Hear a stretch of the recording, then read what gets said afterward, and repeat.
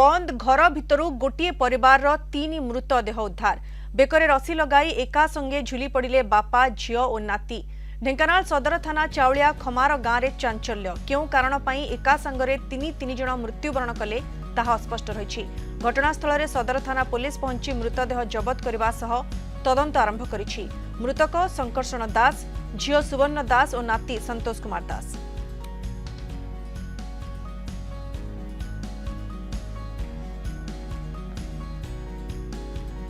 अधिक सूचना सीधासलख आम सहित जोड़ी होती आमर ढेंकानाल रिपोर्टर अथय साहू। अथय, पुलिस वर्तमान घटनास्थल में पहुंची तदंत करुछि। मृतदेह सबको उद्धार करागलानी कि झुलंता अवस्था थिले मृतदेह से सबू वर्तमान उद्धार करागलानी कि एवं किछि स्पष्ट कारण सामना को आसिलानी कि काहे कि तीन जन एका संगे मृत्युवरण कले? अथय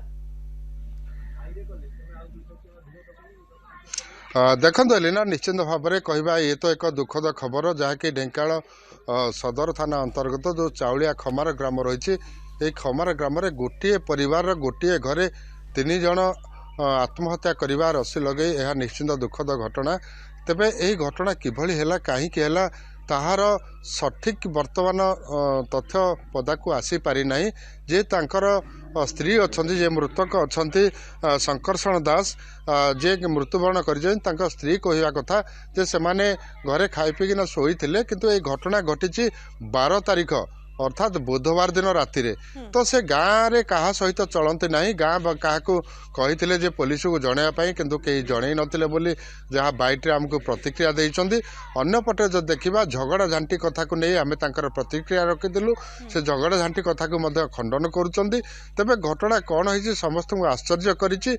एवं तांकर झियो जी अछंदी सुवर्ण दास से मृत्युवरण कर नाती जी अच्छा संतोष दास +2 ढेंकानाल कॉलेज रे पढ़ती। यही घरे से बापा माँ झियो आ नाती रुहंती। तांकर जड़े पुओ जे कि 20-25 वर्ष धरी से घर को आसती ना एवं अन्य यही परिवार माने यही घरे रोते। तेणु कौन घटना होती पारिवारिक कलह हो पारे कि अन्य कौन कारण हो पारे ता पुलिस बर्तमान स्पष्ट भाव में कही पार नथा बेले अन्य पटरे ग्रामवासी माने सेमाने कहिसंदी तांकर बाइटी रे प्रतिक्रिया देइसंदी जे कि यही परिवार गाँव में क्या सहित चलती ना, गाँव जानी यात्रा रे जाती ना, गाँव भोजी भात रे मध्य जाती ना। से कौन प्रकार तांको घरे कौन करते गाँव में कहीं किसी जापर सुजोग न थाए। तेणु कौन घटना होती तेणु से संपर्क में ग्रामवासी प्रकृत में जो मृत्युवरण कर प्रकृत में केउ समय मृत्युवरण कर प्रथमे मृतदेह किए देखी? मृत संकर्षण पत्नी सी देखी कि मृतदेह प्रथमे एवं तापरे पुलिस को सी खबर देथिले ना अन्य केही खबर देथिले? ये कथा टिके कहंतु, स्पष्ट सूचना दियंतु। अथय तो जहाँ कि 2 दिन पर से जे तांकर स्त्री थिले से कौन से क्या कही नथिले।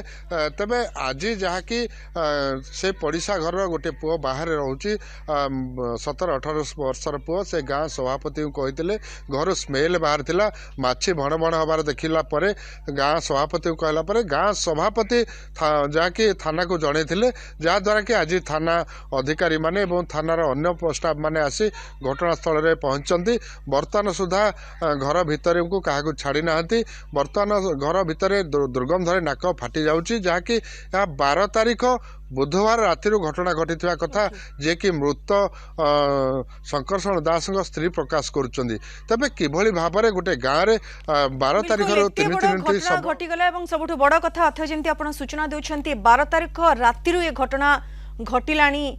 आज पर्यंत पुलिस पाखरे खबर नथिला। 2 दिन परे अर्थात आज पुलिस को खबर दिया जाउची एवं मृत संकर्षणकर जे पत्नी से मध्य संतोषजनक उत्तर दे पारु नाहंती। तांकर स्थिति वर्तमान भाव में ठीक नाही किंतु प्रकृत में तीन जन एभरी भाव में मृत्युवरण एका संगरे कले, एका संगरे झुली पड़े। यार कारण कौन स्पष्ट भाव में सूचना किछि भी सामना को आसु नाही। पुलिस वर्तमान घटनार तदंत करुछि। धन्यवाद अथय आपनक सूचना पाई।